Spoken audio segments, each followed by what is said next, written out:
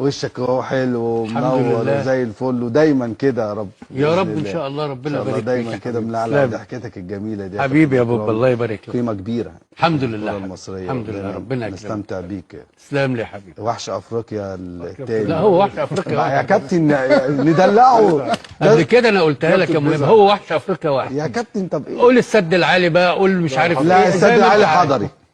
اشمعنى ما قلتش اشمعنى؟ طب ما هو برضه كانوا بيقولوا له يا وحش. لا ليه؟ ما حدش قال له وحش غير انا. يا ابو واحد. صح يا ابو واحد؟ هو كابتن اكرام. هو بس انت مسلم نمر؟ بقول عليك ايه طيب؟ لا ده حبيبي بحب كابتن حبيبي اكرام والله. اقول لك وحش اللي جيت منين؟ امين. اكرامي مميز عن كل زملاته دول في حاجه. لو في انفراد بيطلع بيبقى زي الوحش.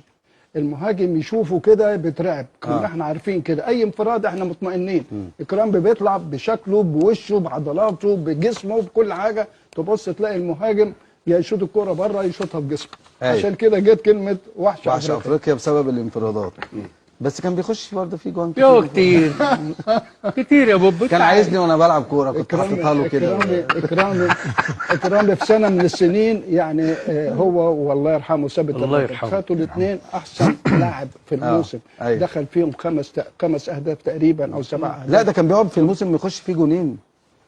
يعني الاهلي كان ممكن موسم جونين 3، يعني دي الارقام. طبعا الاهلي النهارده هذا الموسم في الدوري دخل فيه اهداف اكتر من الماتشات اللي لعبها، رغم ان هو الاول، رغم ان هو احسن فرقه، رغم ان هو رقم 1، لكن رغم كل ده ماتشات الاهلي اللي اتلعبت هتلاقي الاهلي مثلا لعب 15 ماتش داخل فيه 16 جول. هتقول لي احصائيه بالظبط عشان ايه؟ لا لا أنا لا بقولها 16 جول. لا لا انا بقول لك كده. ما تهولهاش قوي لا كده. جمعه لا لا انزل يا جمعه بالمستند يا 13 انزل. يا 13 يا 14.